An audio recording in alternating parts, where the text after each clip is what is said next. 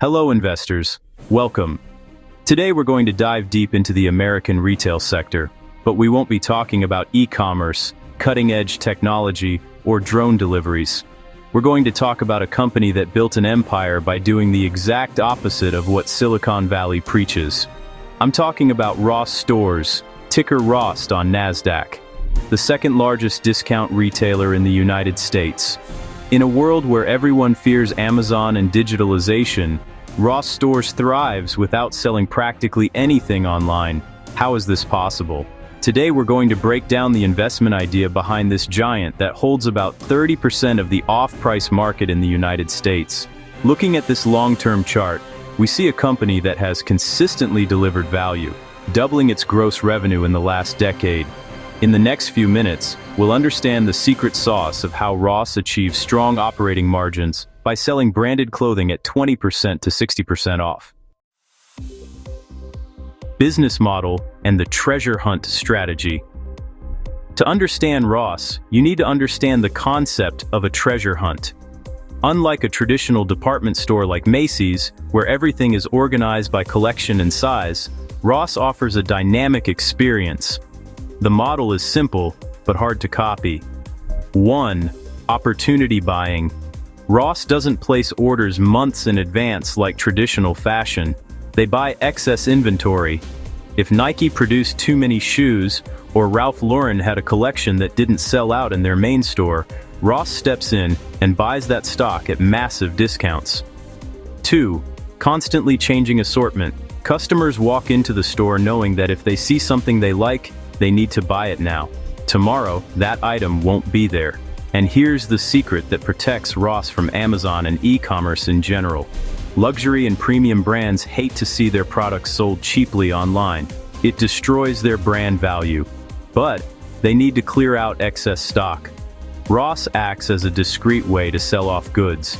Since ROST doesn't have a strong online presence for sales, they sell these products in their more than 2,200 physical stores. This allows brands to get rid of stock without the low price being indexed on Google Shopping, protecting the brand's image. It's important to note two key points. The first is that ROST operates under two banners: ROST Dress for Less and DD's Discounts. The other is their focus on avoiding saturation. The density of stores allows them to spread a specific brand's inventory across several locations, preventing it from looking like a total clearance sale of that brand in one single spot. Economic moat and competitive advantages. Morningstar gives ROST a wide economic moat. But where does this come from? Why can't Macy's or Kohl's simply copy this model? 1. Scale and buying power. The discount sector is concentrated. We have TJX Companies, owner of TJ Maxx and Marshalls, with 50% of the market, ROST with 30%, and Burlington with the rest. It's an oligopoly.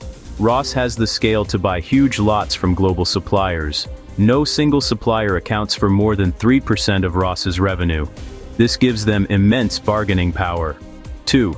The intangible asset. The supplier network. Think of ROST's supplier network as a valuable intangible asset. These are thousands of relationships built over decades. ROST is seen as a reliable and fast payer. When a manufacturer needs cash and has unsold inventory, they call ROST. ROST's disciplined inventory management allows them to refresh their products in less than 2 months. Department stores take twice as long, 3.5 to 4 months. 3. Cost advantage. Compared to smaller competitors like Burlington, ROST has fixed costs spread over a much larger revenue base. This allows for consistently higher operating margins than smaller peers. Financial analysis and unit economics. Let's talk numbers, which is what matters to investors. ROST's financial health is what allows for this aggressive expansion strategy. Balance sheet, strength, cash, net cash balance of $2.5 billion, end of Q3 2025. Debt, $1.5 billion, totally manageable for the company's size. Liquidity, access to $1.3 billion in revolving credit lines. In retail, cash is king. ROST pays its suppliers quickly, which ensures the best discounts. Unit economics. This is the most impressive data point of the thesis. How much does it cost to open a new ROST store and how much does it return? Opening cost, approximately $2 million. Operating profit per store, over $1 million per year. Payback, the store pays for itself in about 2 years. With this return on capital, it makes perfect sense for the company to continue opening 70 to 85 stores per year. They project to reach about 2,800 stores in 10 years. Even with eventual saturation, same-store sales, SSS growth is projected to be in the low to mid-single digits, about 3% per year, driven by traffic and volume. Capital allocation, ROST is a cannibal. It consistently buys back its own shares, 2% to 3% of outstanding shares per year. Since 2000, the number of shares has halved. Additionally, it pays dividends with a payout ratio of 20 to 25%. Bulls versus bears, the investment debate. No investment is without risk. Let's weigh both sides of the coin. The bear case, risks. 1. Product availability. What if brands stop making mistakes? If artificial intelligence helps Nike and Adidas predict demand perfectly, there will be less inventory left for ROST. This is a structural risk. 2. Saturation. With 200 stores, how much more can ROST grow before it starts eating into its own sales? Some analysts think the ceiling is near. 3. Traditional competition. Stores like Macy's are opening their own discount sections, backstage. Although smaller, they compete for the same customer. The bull case, opportunities. 1. Economic uncertainty. In times of high inflation or recession, consumers trade down.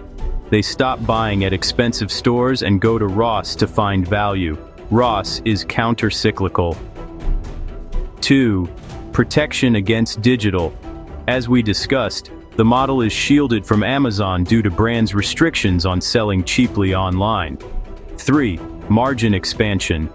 With the normalization of shipping costs and wages post-pandemic, ROST's margins should return to historical levels of 13.5%. Management and future.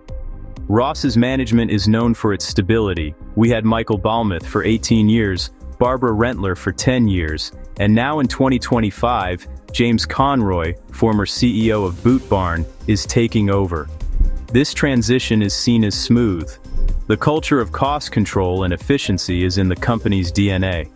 The expectation is that Conroy will maintain the strategy of moderate physical expansion and a total focus on supply chain efficiency. Short-term outlook. Projections are optimistic. Revenue growth of about 6% and an upwardly revised earnings per share in the range of 643s. The company is performing well, even in a challenging economic environment. Conclusion and verdict. ROST Stores isn't a tech company promising to grow 50% a year. It's a capital compounding machine. It's a bet on the human desire for value and the inherent inefficiency of the global fashion supply chain. If you're looking for a company with a strong balance sheet that returns money to shareholders through buybacks and dividends, and that has a real competitive advantage against e-commerce, ROST's investment case is worth a serious look. Remember, retail is tough, but ROST has proven, for 3 decades, to navigate these waters better than most. Don't forget, this video is for educational purposes and is not a recommendation to buy or sell. If you enjoyed this analysis, please leave a like and subscribe for more detailed investment insights. Cheers, and happy investing.